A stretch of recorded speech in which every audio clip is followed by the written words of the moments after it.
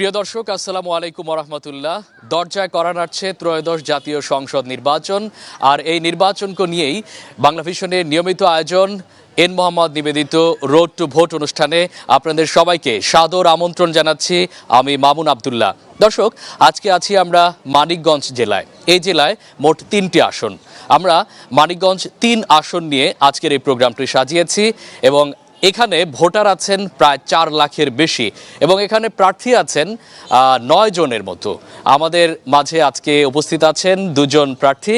প্রথমে আছেন বিএনপি মনোনীত প্রার্থী আফরোজা খানম রীতা আপা, ধানের শীষ প্রতীক নিয়ে তিনি লড়ছেন, এবং আমার সর্ববামে আছেন জাতীয় পার্টি জাপা মনোনীত প্রার্থী আবুল বাশার বাদশাহ, লাঙ্গল প্রতীক নিয়ে তিনি লড়ছেন। আপনাদের দুজনকেই সাদর আমন্ত্রণ জানাচ্ছি। ধন্যবাদ।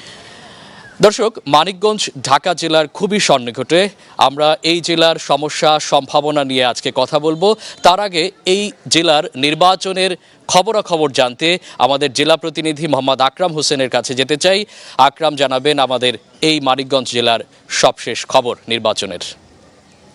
আমি এই মুহূর্তে দাঁড়িয়ে আছি মানিকগঞ্জ সাটের উপজেলার শহীদ স্মৃতি উচ্চ হরগোজ শহীদ স্মৃতি উচ্চ বিদ্যালয়ে আগামী 12ই ফেব্রুয়ারি জাতীয় সংসদ নির্বাচন হতে যাচ্ছে। এই মানিকগঞ্জে 3টি আসন রয়েছে। এর মধ্যে সবচাইতে গুরুত্বপূর্ণ যে আসনটি মানিকগঞ্জ সদর সাটুরিয়া আসনটি, এই আসনে মোট 9 জন প্রার্থী প্রতিদ্বন্দ্বিতা করছেন। এর মধ্যে বিএনপি মনোনীত প্রার্থী ধানের শীষের প্রতীক নিয়ে যিনি আছেন আফরোজা খানম রীতা আপা, এবং আরও জামাত জোটের প্রার্থী তিনিও আছেন।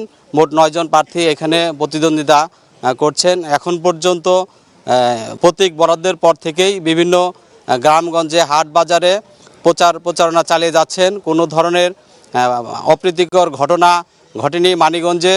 ঢাকার অতি কাছে জেলা হওয়া সত্ত্বেও এখানে তেমন কোনো উন্নয়নের ছোঁয়া লাগেনি। বিগত সময়ে এখানে বিতর্কিত এই নির্বাচনের যিনি স্বাস্থ্যমন্ত্রী হিসাবে দায়িত্ব পালন করেছেন, তিনি শুধু প্রতিশ্রুতি দিয়েছেন, কিন্তু দৃশ্যমান কোনো উন্নয়ন হয়নি। এখানে মানিকগঞ্জের মানুষ ভাঙন কবলিত এলাকার সম্মুখীন হয়। প্রতি বছরই বর্ষা মৌসুমে বাড়িঘর নদী গর্ভে বিলীন হয়ে যায়। বাঁধ না থাকায় অনেক সমস্যা হয়। এছাড়া মানিকগঞ্জে একটি মেডিকেল কলেজ রয়েছে, একটি বেসরকারি মেডিকেল কলেজ রয়েছে, কিন্তু স্বাস্থ্য ব্যবস্থা অতটা উন্নত না।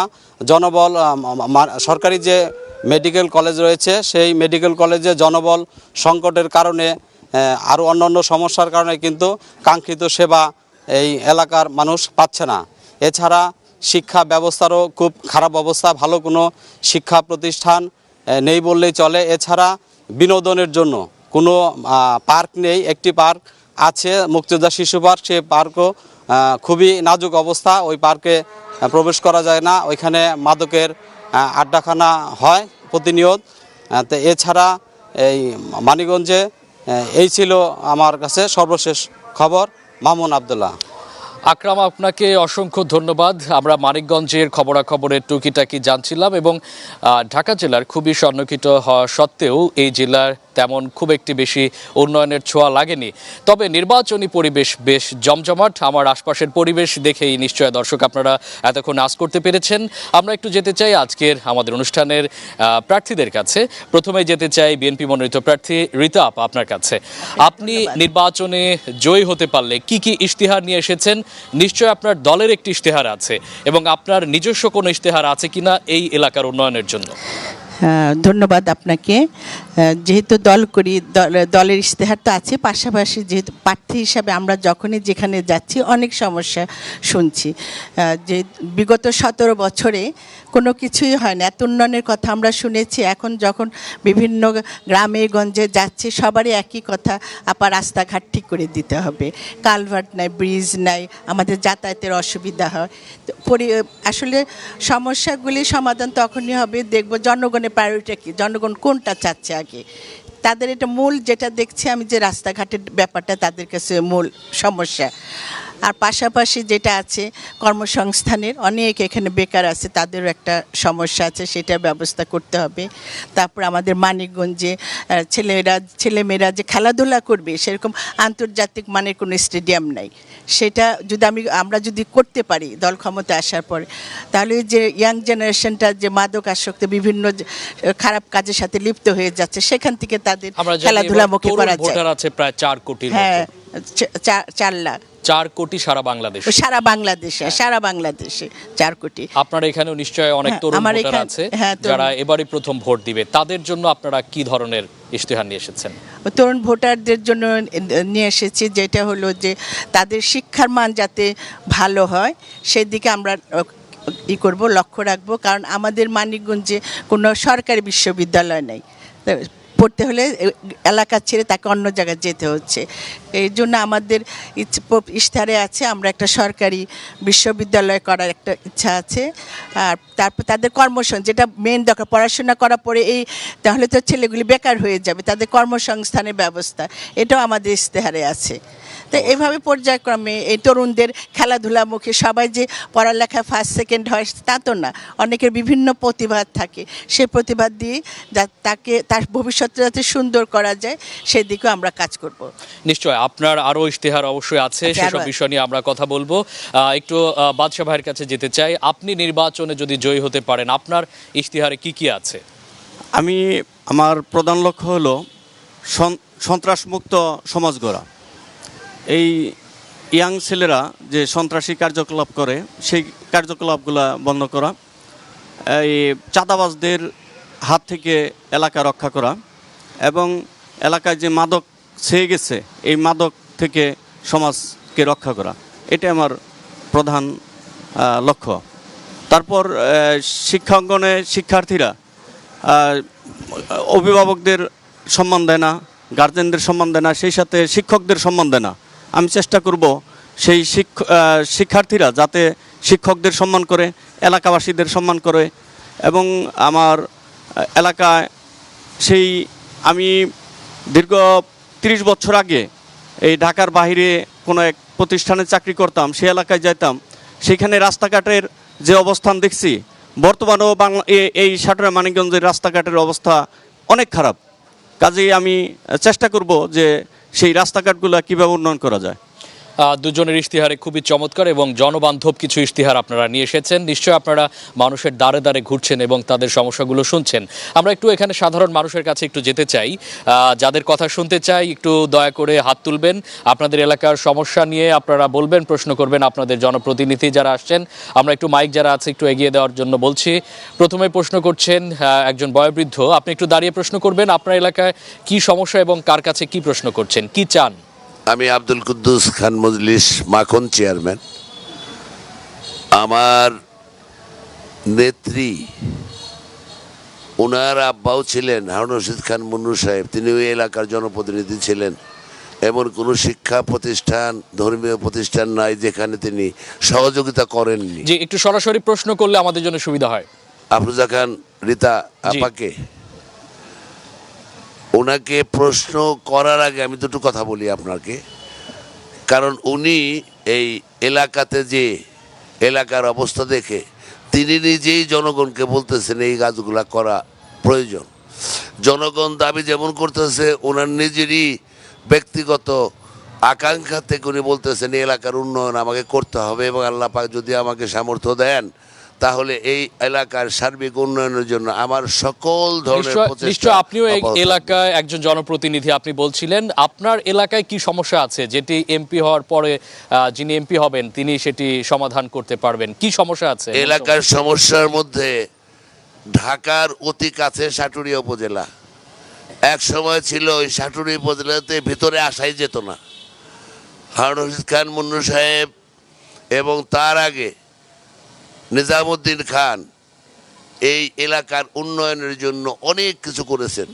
বিগত 17 বৎসর 18 বৎসরে যে কর্মহীন এবং ওনারা শুধুমাত্র সকল ক্ষেত্রে করব এবং করব এই শব্দটা ছিল, জি, করব এবং বাস্তবে হয়নি, প্রতিশ্রুতি দিয়ে গেছে। কিন্তু এই কারণের জন্য আমাদের নেত্রীর কাছে শুধু আমাদের দাবি না, উনি ইনশাল্লাহ এমপি হবেন এবং বিপুল ভোটে এমপি আপনার হবেন। প্রশ্নটি কার কাছে? রীতা আপার কাছে? রীতা আপার কাছে একটু আমি রীতা আপা প্রশ্নটা একটু যদি করতেছি। সরাসরি প্রশ্নের রীতা উত্তরটি আপা যদি যদি এমপি এবং মন্ত্রী হন, কারণ আমাদের চাহিদা কিন্তু মন্ত্রী হওয়া। জি, আপনাকে এখানে একজন ধন্যবাদ। মন্ত্রী ছিলেন। আপনাকে ধন্যবাদ। আপনি বসুন, একটু রীতা আপার কাছে আসি। রীতা আপা, আপনি এলাকার মানুষের যোগাযোগের জন্য কি ধরনের পদক্ষেপ নিয়েছেন? কারণ রাজধানী ঢাকার খুবই সন্নিহিত হওয়া সত্ত্বেও এই এলাকাটি আসলে অনেকটাই যোগাযোগ বিচ্ছিন্ন, যিনি বলছিলেন। হ্যাঁ, এটা আমি তো একটু আগে আপনাকে বলেছি যে সবারই একটাই চাহিদা যে রাস্তাঘাট। তো এখন আমরা তো ক্ষমতায় নেই। দল যদি জনগণের আন্তরিকতার সহযোগিতায় জনপ্রতিনিধি হতে পারি, সংসদে যাওয়ার সুযোগ হয়, আমি তো সেই সংসদে যে আমার কিছু চাবো না, আমি তো আমার জনগণের মেহনতি মানুষের জন্যেই সংসদে আওয়াজ তুলব। তা আমার রাস্তাঘাট সেটা তখন আমি করতে পারবো যে সংসদে যে বলতে পারবো আমার এই সমস্যা, এগুলো আমার সমাধান করতে হবে। আমি সেই আপনারা দোয়া করবেন যে সেই কাজটা যেন আমি করতে পারি আমার জনগণের জন্য। জি জি, আপনি যোগাযোগ নিয়ে বলছিলেন। যদি বাদশা ভাইয়ের কাছে আসি, বাদশা ভাই, আপনাদের এলাকায় সম্ভবত কোনো বিশ্ববিদ্যালয় নেই, সেটা নিয়ে কোনো আপনার পরিকল্পনা আছে কিনা? হ্যাঁ, আমি পেশায় একজন শিক্ষক, আমি একটা স্কুলের হেডমাস্টার। তা আমার প্রধান লক্ষ্যই শিক্ষাকে উন্নয়নের চেষ্টা করা। তা আমি প্রথমেই চেষ্টা করব যাতে এখানে একটা বিশ্ববিদ্যালয় হয়, সেটা চেষ্টা করব। আর আমার নেতা হোসেন মোহাম্মদ এরশাদ, উনি জাতীয় পার্টির প্রতিষ্ঠাতা। উনি এই হরগজ 1989 সালে যে ঘূর্ণিঝড় হয়েছিল, সেই ঘূর্ণিঝড়ের সারা এলাকায় উনি বাড়ি বাড়ি গিয়ে রুগী দেখছেন এবং বাড়িঘর দেখেছেন। সেই হোসেন মোহাম্মদ এরশাদ এই রাস্তাঘাটের জন্য যথেষ্ট চেষ্টা করছেন এবং এই দরগ্রাম কলেজ উনি সরকারি করেছেন। আমাদের সাটুরা উপজেলার দরগ্রামের যে কলেজটা উনি সরকারি করেছেন। আল্লাহ যদি আমাকে বিজয় করে, আমি হোসেন মোহাম্মদের ধারা অব্যাহত রাখব। বাদশা ভাই, আপনার কাছে আসতে চাই, এই এলাকার যদি মূল সমস্যা কোনটা আপনার কাছে মনে হয়েছে যেটি নিয়ে আপনি কাজ করতে চান? আসলে এই এলাকার আমি মেন সমস্যা মনে করি মাদক সমস্যা। এই গ্রামে গঞ্জে মাদক সমস্যা একবারে জর্জরিত। এই মাদকের কারণে যুব সমাজ নষ্ট হচ্ছে। তো এটাই আমি আসলে এই এলাকার প্রধান সমস্যা মনে করি। ওকে, একটু রীতা আপার কাছে আসতে চাই। এলাকার নদী ভাঙন একটি বড় সমস্যা আছে, এটি নিয়ে আপনার ইশতেহারে কোনো পরিকল্পনা আছে? হ্যাঁ, এটা নিয়ে আমাদের ইশতেহারে আছে যে আমাদের আসলে তো মানিকগঞ্জে ম্যাক্সিমাম নদী ভাঙ্গার জায়গায়, সেদিকে হরিরামপুর ধরেন ওই সাইডেও আছে, আবার আমাদের কালীগঙ্গা এবং ধলেশ্বরী কালীগঙ্গা এদিক নদী ভাঙ্গার জন্য দেখা যাচ্ছে ওই জায়গাগুলি ভেঙে ছোট হয়ে যাচ্ছে এরিয়া। তো সেই ক্ষেত্রে আমাদের নদী শাসনের উপর কাজ করতে হবে, এটা মোস্ট ইম্পর্টেন্ট কাজ। এখন যদি আমরা জনপ্রতিনিধি হতে পারি, এটা আমাদের প্রথম কাজ হবে, নদী শাসন দিয়ে এলাকাকে রক্ষা করা। জি, আপনাদের কাছে আবারও আসবো। আমরা একটু যেতে চাই আবারও দর্শকের কাছে। আমাদের মাঝে একজন আছেন সুজনের সদস্য, তার কাছে একটু যেতে চাই। আপনি যদি একটু বলেন এলাকার কি সমস্যা এবং এই এলাকা নিয়ে আপনি দীর্ঘদিন ধরে কাজ করছেন, যদি বলেন একটু। আমার নাম জাহাঙ্গীর আলম বিশ্বাস, আমি সুশাসনের জন্য নাগরিক সুজন মানিকগঞ্জ জেলা শাখার সাধারণ সম্পাদক। আমার মানিকগঞ্জের সবচাইতে যে বড় সমস্যা আমি মনে করি সেটি হচ্ছে রাজধানী ঢাকার পাশে মানিকগঞ্জ থাকা সত্ত্বেও মানিকগঞ্জের যে সকল ভাইয়েরা রাজধানী ঢাকাতে বিভিন্ন পর্যায়ে চাকরি বাকরি করেন, তারা পরিবহন সমস্যার কারণে তারা কিন্তু যাতায়াতের একটা বড় সমস্যা রয়েছে, এখানে পরিবহন নাই, ভালো কোনো পরিবহন নাই। আর একটি বড় সমস্যা রয়েছে, সেটি হচ্ছে যদি রাজধানীর সাথে মানিকগঞ্জে রেল যোগাযোগ করা যেত, তাহলে মানিকগঞ্জ থেকে প্রতিদিন এখানে অসংখ্য মানুষ রয়েছেন যারা বিভিন্ন পর্যায়ের সরকারি বেসরকারি প্রতিষ্ঠানে চাকরি বাকরি করেন, তারা প্রতিদিন মানিকগঞ্জ থেকে অর্থাৎ রাজধানীর সাথে খুবই দ্রুত সংযোগের জন্য রেল ব্যবস্থাটি আপনি তুলেছেন, সেটি নিয়ে আমরা কথা বলবো। তাদের কোনো ইশতেহারে আছে কিনা একটু আমরা, একজন এখানে শিক্ষক প্রতিনিধি আছে, একটু ফোনটা নিয়ে যেতে বলবো, একটু বোমটা নিয়ে যেতে বলবো। শিক্ষক প্রতিনিধি আছেন, এই এলাকার কি সমস্যা স্যার আপনার কাছে মনে হয়েছে? আপনি একটু যদি পরিচয় দিয়ে সমস্যাটি বলেন। আসসালামু আলাইকুম, আমি মোহাম্মদ বজলুর রহমান, প্রধান শিক্ষক হরগোজ শহীদ উচ্চ বিদ্যালয়। আমরা যে মাঠে আজকে অনুষ্ঠান করছি আর কি, আমার আফরোজা খানম রীতা আপার কাছে একটু জিজ্ঞাসা এবং একটি অনুরোধ যে আপনি যদি নির্বাচিত হতে পারেন তাহলে সাটুরিয়া মানিকগঞ্জের শিক্ষার মান উন্নয়ন নিয়ে আপনার কী পরিকল্পনা আছে। আর 2 নম্বর আমার অনুরোধ হলো, আপনি আপনার মেন অফিসে অবশ্য বলেছেন যে মানিকগঞ্জে একটি পাবলিক বিশ্ববিদ্যালয় আপনি স্থাপন করবেন এবং এই মানিকগঞ্জের সকল ভোটারের পক্ষ থেকে আপনার কাছে বিনীত অনুরোধ, আপনি যদি নির্বাচিত হতে পারেন তাহলে মানিকগঞ্জের জন্য প্রথম কাজটি আপনি এখানে একটা পাবলিক বিশ্ববিদ্যালয় আপনি জি, আমরা স্থাপন শিক্ষা করবেন। নিয়ে কথা ধন্যবাদ বলেছি, আপনাকে। বিশ্ববিদ্যালয়ের কথা বলেছি। স্যার, আপনাকে অসংখ্য ধন্যবাদ। আমরা একটু একদমই তরুণ ভোটারের কাছে যেতে চাই। কেউ যদি একটু হাত তুলে, যে এবারই নতুন প্রথম একটু হাত তুলেছে একজন, এবারই প্রথম ভোট দিচ্ছে একজন তরুণ ভোটার, যাদেরকে জেন জি বলা চলে, একটু তার কাছে যেতে চাই। আপনি একটু বলবেন যে প্রার্থীদের কাছে আপনাদের কি প্রত্যাশা? আসসালামু আলাইকুম, আমি সাকিবুল ইসলাম, সাটোরিয়া উপজেলা ছাত্র দলের সাবেক আহ্বায়ক কমিটির সদস্য। আমি যেহেতু একটি ছাত্র দলের ছাত্র সংগঠনের সাথে প্রতিনিধিত্ব করি, আমি এখানে প্রশ্ন করতে চাই হলো যে আমাদের সাটোরিয়াতে আমাদের ভোকেশনাল কারিগরি শিক্ষার দিক থেকে খুবই পিছিয়ে রয়েছে। এখানে আমাদের ভোকেশনাল পাশকৃত কারিগরি শিক্ষার ব্যাপারে আপনি বলছেন, ধন্যবাদ আমাদের এখানে একটি আপনাকে। সরকারি পলিটেকনিক ইনস্টিটিউট করার বিষয়ে আমি সরকারি মানিকগঞ্জ জেলা বিএনপির পলিটেকনিক আহ্বায়ক। ইনস্টিটিউট, আপনারা নিশ্চয় যখন- প্রার্থীরা শুনছেন। আমরা একজন মহিলার কাছে যেতে চাই, একজন নারী প্রতিনিধি যদি একটু সামনে আসেন, একটু আপনার নাম বলে প্রার্থীদের কাছে আপনার কি প্রত্যাশা সেটি যদি একটু বলেন। আসসালামু আলাইকুম, আমি মাসুমা খান মুক্তি, মানিকগঞ্জ 3 আসনের ধানের শীষ পদপ্রার্থী আফরোজা খান রীতা আপার কাছে আমার দাবি যে আমাদের দুস্থ মহিলা এবং যারা অসহায় আছেন তাদের জন্য তিনি নির্বাচিত হয়ে সংসদে গেলে তাদের জন্য কি করবেন, এটা আমার আবদার। যে আমরা চাই যে দুস্থদের জন্য, দুস্থ নারী সমাজের অনেক বঞ্চিত এবং জি। থার্ড জেন্ডার নিয়ে কি পরিকল্পনা জি, তার? আমরা একদম সর্বশেষ যে প্রশ্নটি সেটি নিয়ে যদি রীতা আপার কাছে আসি, দুস্থ নারী এবং মহিলা এবং থার্ড জেন্ডার, তাদের জন্য আপনার কোনো ইশতেহারে কিছু আছে কি? হ্যাঁ, আমাদের ইশতেহারে আছে।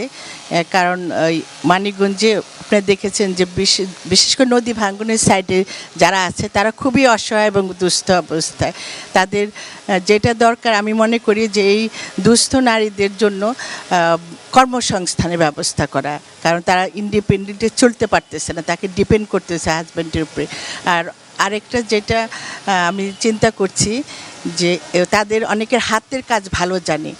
মানিকগঞ্জে অনেক হ্যান্ডিক্রাফটের জিনিস করে, বেতের জিনিস হচ্ছে, কাঁথা সেলাই হচ্ছে, সেগুলোর জন্য আলাদা যদি আমি ওদের একটা ট্রেনিং সেন্টার করে দেওয়ার প্ল্যান আছে, যেখানে নারীরা ওগুলি শিখবে, শিখে তাদের ইনকামের ব্যবস্থা তারা করবে।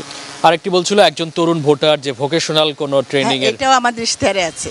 আমাদের যে ইশতেহারে পাবলিক বিশ্ববিদ্যালয় ওটা আছে, আবার ট্রেনিং, ভোকেশনাল ট্রেনিং। কারণ সবাই দেখা যায় একাডেমিক সাইডে অনেক ভালো না, কিন্তু তার আইকিউ আছে ভালো, সে আইকিউ দিয়ে সে ভোকেশনাল ট্রেনিংটা করলে তার কর্মসংস্থানের সুবিধা হয়। সেটা ওই আমাদের ইশতেহারে সেটাও আছে। জি, আমরা একটু বাদশা ভাইয়ের কাছে যেতে চাই। নিশ্চয় প্রশ্নগুলো আপনি শুনেছেন, আপনি কি উত্তর দিতে চান? আসলে বর্তমানে যে শিক্ষা ব্যবস্থা, এই শিক্ষা ব্যবস্থা মূলত তেমন কার্যকর নয়। যদি বৃত্তিমূলক শিক্ষা অর্থাৎ কারিগরি শিক্ষা এই দেশে সারা জায়গায় ছড়িয়ে পড়ে, তাহলে এই দেশে বেকার সমস্যার সমাধান সম্ভব। আসলে অন্যান্য উপজেলায় সরকারি কারিগরি প্রতিষ্ঠান আছে, কিন্তু আমাদের এই সাটোরিয়াতে নাই। কাজেই আমি প্রথমেই চেষ্টা করব এই কারিগরি শিক্ষা বোর্ড থেকে এখানে একটা সরকারি কারিগরি শিক্ষা প্রতিষ্ঠান করার লক্ষ্য নিয়ে কাজ করব। সুজন সম্পাদকের সুজন থেকে একজন প্রতিনিধি, তিনি বলছিলেন যে রাজধানীর সাথে যোগাযোগ ব্যবস্থার জন্য রেল ব্যবস্থা নিয়ে আপনার কোনো পরিকল্পনা আছে কিনা দুজনের কাছে? আসলে আমাদের মানিকগঞ্জটা এইদিকে পিছিয়ে, বিভিন্ন জেলায় ট্রেন যোগাযোগ আছে কিন্তু মানিকগঞ্জে নেই। এটা আসলে জরুরি প্রয়োজন, এটাও আমি চেষ্টা করব। জি, রীতা আপা, আপনি কি বিষয়টা কিভাবে দেখেন? রেল বিষয়। এটা খুবই জরুরি। কারণ তখন হবে কি, যদি আমার একটা রেল লাইনে থাকে, মেট্রো রেলই ধরি আমি, সেটা যদি থাকে সে অনায়াসে ঢাকায় যে করে তার কাজ সেরে আবার চলে আসতে পারবে। তখন দেখা যায় যে গ্রামের থেকে মানুষ সব শহরমুখী হচ্ছে, শহরমুখীটা তখন বন্ধ করা যাবে। তারা যাবে 2 ঘন্টার মধ্যে, আমরা তো এখন যে 2 ঘন্টা, তখন দেখা যাবে হাফ অ্যান আওয়ারের মধ্যে সে ঢাকায় চলে যাচ্ছে, কাজ শেষ করে আবার সে তার বাড়িতে চলে আসছে। এটা খুবই জরুরি। আশা করি আমরা যদি বিএনপি সরকার প্রতিষ্ঠিত হয়, আমরা এই মেট্রো রেলের জন্য আমাদের একটা দাবি থাকবে মানিকগঞ্জ থেকে। আপনাদের এলাকায় দুজনের কাছেই প্রশ্ন, এই এলাকায় নির্বাচনী পরিবেশ কেমন দেখছেন? আপনাদের প্রচারণার ক্ষেত্রে কোনো বাধা সৃষ্টি হচ্ছে কিনা, নাকি আপনারা সৌহার্দ্যপূর্ণ পরিবেশেই নির্বাচন প্রচারণা চালাচ্ছেন? না, আমাদের নির্বাচন প্রচারণায় কোনো বাধা হচ্ছে না। আমরা সৌহার্দ্যপূর্ণ সম্পর্কের মধ্যে দিয়ে নির্বাচন চালাচ্ছি। বেসিক্যালি মানিকগঞ্জের মানুষ খুব শান্তিপ্রিয় মানুষ। আমাদের প্রত্যাশা ধন্যবাদ। সেটি। একটু বাদশা ভাই বলবেন। আসলে বড় ধরনের সমস্যা নেই, ছোটোখাটো সমস্যা আছে।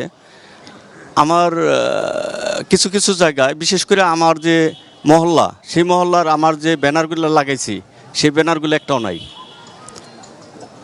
আপনারা কি কোনো অভিযোগ দিয়েছেন নির্বাচন কমিশনে? হ্যাঁ, আমি অভিযোগটা রেডি করতেছি, এখনো দেইনি, এখনো কিন্তু দেননি। এটা সমস্যা আছে আমার। আচ্ছা, আর এই আমাদের যে নির্বাচনী আচরণবিধি বা ওইখানে জেলায় যে আমাদের দিচ্ছে যে কোনো প্রার্থীর সাথে কোনো হোন্ডার বহর থাকতে পারবে না, বা কোনো প্রার্থীর প্রচারণায় হোন্ডার মিছিল থাকতে পারবে না। কিন্তু কিছু কিছু প্রার্থী আছে তারা হোন্ডার বহর নিয়ে মিছিল করতেছে, মানে প্রার্থীর সাথে না থাকলেও ওই প্রার্থীর কর্মীবৃন্দ দেখা একজনের নেতৃত্বে অনেক হোন্ডা নিয়ে তারা দিচ্ছে, টহল দিচ্ছে বা প্রচারণা করছে। কিন্তু আমাদের ইশতেহারে বা আচরণবিধিতে এটা নিষেধ বলে দিছিল। আচ্ছা, আপনাদের এলাকা ইন্ডাস্ট্রিয়াল জোন আসলে কেমন আছে? এখানে আসলে গ্যাস একটা বড় প্রবলেম, সেটি নিয়ে আপনারা কোনো কাজ করবেন কিনা রীতা আপা যদি বলেন। আমাদের মানিকগঞ্জে তো দীর্ঘদিন ধরে গ্যাসের খুব প্রবলেম চলছে, তো সেটা অবশ্যই সবার এই মানিকগঞ্জবাসীর মুখ থেকে দাবি এসেছে যে আমাদের এই গ্যাসের প্রবলেমটা সলভ করতে হবে, কারণ বাড়িতে পর্যন্ত গ্যাস নাই এমন অবস্থা। তো যদি গ্যাস না থাকে, আমার পাওয়ার যদি না থাকে, ইন্ডাস্ট্রি তো অনেক বিনিয়োগকারীরা উৎসাহিত হবে না মানিকগঞ্জে আসার জন্য। তা আমাদের ওই একই কথা হলো, সংসদে যাওয়ার যদি সুযোগ থাকে এটা নিয়েও আমাদের কাজ করতে হবে এবং দাবিটা আদায় করে আনতে হবে। বাদশা ভাই যদি বলেন, আপনার কোনো ইন্ডাস্ট্রিয়াল জোন নিয়ে কোনো পরিকল্পনা আছে কিনা এখানে কর্মসংস্থান বৃদ্ধির জন্য? আসলে তো এই সাটুরিয়া অন্যান্য জেলার চেয়ে মেন পিছিয়ে থাকার প্রধান কারণই হলো এই ইন্ডাস্ট্রি নাই। যেমন ধামরাই, আমার পাশের ধামরাইতে অনেক ইন্ডাস্ট্রি আছে, সেখানে অনেক বেকার সমস্যা, এলাকাবাসী চাকরি করে খাচ্ছে। কিন্তু আমাদের এখানে এই ধরনের ইন্ডাস্ট্রি না থাকাতে আমাদের এলাকায় বেকার সমস্যা বেশি। কাজেই সেটা আমি আপ্রাণ চেষ্টা করব কিভাবে এখানে ইন্ডাস্ট্রিগুলো কোনো উদ্যোক্তার মাধ্যমে এখানে আনা যায়, সেটা আমি চেষ্টা করব। আপনাদের কাছে আবারও ফিরছি। আমরা দর্শকের কাছ থেকে একটি প্রশ্ন নিতে চাই। কে প্রশ্ন করবেন একটু হাত তুলে যদি আমাদের সহযোগিতা করেন। আপনার শুধু নাম আমি বলে মোহাম্মদ আপনার আমির প্রশ্নটি হামজা। করবেন। আমি আমাদের এই মানিকগঞ্জ 170 নির্বাচনী আসন 3 মানিকগঞ্জ সদর সাটুরিয়ার আসনের প্রার্থী, দানের শেষ প্রতীকের প্রার্থী আফরোজা খান রীতা ম্যামকে জিজ্ঞেস করতে চাই যে আমাদের এই এলাকায় ব্যাপক বেকার, শিক্ষিত বেকার, তাদের কর্মসংস্থানের জন্য আপনার পরিকল্পনা কি? পাশাপাশি এই এলাকায় বিগত সময়ে জাহিদ মালিক স্বপন মন্ত্রী থাকা অবস্থায় বিভিন্ন বাস স্ট্যান্ড, সিএনজি স্ট্যান্ড এবং কাঁচা বাজারে যে ব্যাপক চাঁদাবাজি করেছে, আপনার দলের নেতাকর্মীরা যদি সেটা করে তার পরিপ্রেক্ষিতে আপনি কি ব্যবস্থা নেবেন? জি, রীতা আপা, আপনার কাছে একটি প্রশ্ন এসেছে চাঁদাবাজি নির্মূল করার ব্যাপারে আপনি কি ধরনের পদক্ষেপ নেবেন? এই এলাকায় যুব সমাজের কর্মসংস্থান নিয়ে আগেও আপনি বলেছেন। আমি একটি প্রশ্ন জুড়ে দিতে চাই, সেটি হচ্ছে এই এলাকা রাজধানীর কাছে হওয়ার কারণে কৃষি অনেকটাই নির্ভরশীল রাজধানী। এই এলাকায় কৃষকদের জন্য আপনার কি ধরনের পদক্ষেপ থাকবে? প্রথমে যদি বলেন চাঁদাবাজি নির্মূলে কি পদক্ষেপ নেবেন? চাঁদাবাজি, আমাদের দল থেকেও চাঁদাবাজির ব্যাপারে অনেক সিদ্ধান্ত নেওয়া হয়েছে। তা আমরা যখনই যদি শুনি যে ওই আমার দলের, আমি প্রথমে বলি যে আমার দলের নেতা যদি কেউ চাঁদাবাজি করে, সেটা ভিডিও ফুটেজ সহ যদি প্রমাণ পাওয়া যায়, তাকে দলীয় সিদ্ধান্ত নেওয়া হবে এবং তাকে দল থেকে বহিষ্কার করে দেওয়া হবে। কারণ আমি মনে করি একজন কর্মী যদি জনগণের ভালোবাসা অর্জন না করতে পারে, সে কোনো দলেরও কর্মী হতে পারে না, সে আমারও কর্মী হতে পারে না। এটা একটা কঠিন সিদ্ধান্ত আমাদের নেওয়া আছে এবং সেভাবে দু একটা জায়গায় পদক্ষেপ নেওয়া হয়েছে। পদক্ষেপ নিচ্ছেন, একটু বাদশা ভাই যদি বলেন আপনি কোনো ধরনের কঠিন পদক্ষেপ নেবেন কিনা? আসলে আমি মনে করি যে এই ছাত্ররাই ছাত্রদের উচ্ছৃঙ্খলতার মাধ্যমেই এই সমাজ নষ্ট হচ্ছে। কাজেই আমি চেষ্টা করব যাতে আমার নেতা হোসেন মোহাম্মদ এরশাদ এই ছাত্রদের উচ্ছৃঙ্খলতার কারণে এই ছাত্র রাজনীতি বন্ধ করেছিলেন। এখন পরবর্তীতে এই ছাত্র রাজনীতি চালু হওয়ার পর থেকেই এই যে অঘটন বেশি হচ্ছে। কাজেই আমিও চেষ্টা করব যে ওই আমার নেতার ধারা বজায় রাখার জন্য। কারণ এই ছাত্ররা মানে ছাত্র রাজনীতির নামে নানান ধরনের মানে ছাত্র অবকর্ষ রাজনীতির আসলে করছে। সুফল কুফল দুটোই আছে আমাদের, সেটি আমাদের দেখা। ছাত্র রাজনীতি অনেক পজিটিভ দিকও আপনাদের জাতির জন্য করেছে এবং বেশ কিছু ক্ষতির দিকও আছে। আপনি যদি একটু বলেন যে কৃষকদের জন্য আপনি কি ধরনের পদক্ষেপ নেবেন? হ্যাঁ, আসলে আমার এই মানিকগঞ্জ সাটুরিয়া এরিয়াটা উর্বর, জমি উর্বর। এখানে একটু যোগান দিলে ভালো ফসল হয়, শাকসবজি হয়। আমাদের এখান থেকে অনেক শাকসবজি ঢাকাতে পাঠানো হয়, মানে কৃষকেরা এই ঢাকায় এখান থেকে আড়তে বিক্রি করে, আড়তদাররা সেই ঢাকা নিয়ে আপনার কোনো যায়। পরিকল্পনা আছে কিনা রীতা আপা? জি, আমার পরিকল্পনা না, এটা হলো আমাদের নেতা বিএনপি চেয়ারম্যান মহোদয় জনাব তারেক রহমানের, দেখেছেন উনি কৃষকদের জন্য একটা কৃষক কার্ড করেছেন। কৃষক কার্ড করেছেন। হ্যাঁ, যখন আমরা দল ক্ষমতায় আসবো সেই কৃষক কার্ডের সুবিধাটা হলো যে কৃষক সুলভ মূল্যে তার বীজ সার সার, বীজ, সব কিছু সবকিছু দিবে। পাবে। আর যেটা হলো আমি যে নিজে যখন পদ্মার দিকে গিয়েছি চর অঞ্চলে, সেখানে দেখেছি অনেক সবজি, মানে 60% সবজি মনে হয় মানিকগঞ্জ থেকে এলাকা যায়। নিয়ে আপনাদের মানে অনেক পরিকল্পনা সেটা আছে। একটা কোল্ড স্টোরেজ দরকার। কোল্ড স্টোরেজ Cold দরকার storage এবং দরকার সেখানে। কৃষকদের নিয়ে আপনারও পরিকল্পনা আছে, দুজনের হ্যাঁ। পরিকল্পনা আছে। আমাদের অনুষ্ঠানে আসার জন্য আপনাদের দুইজনকে অসংখ্য ধন্যবাদ। আপনাকেও ধন্যবাদ। দর্শক যারা ছিলেন এবং তাদেরকেও অসংখ্য ধন্যবাদ জানাচ্ছি। সেই সাথে টেলিভিশন সেটের সামনে এতক্ষণ যারা ছিলেন, এন মোহাম্মদ নিবেদিত রোড টু ভোট অনুষ্ঠান দেখছিলেন, তাদের সবাইকে অনেক অনেক ধন্যবাদ জানিয়ে আগামীকালকে নরসিংদী আসছি আমরা, সেই অনুষ্ঠান দেখার আমন্ত্রণ জানিয়ে শেষ করছি আজকের মতো এন মোহাম্মদ নিবেদিত রোড টু ভোট অনুষ্ঠান। সবাই ভালো থাকবেন, সুস্থ থাকবেন। আল্লাহ হাফেজ।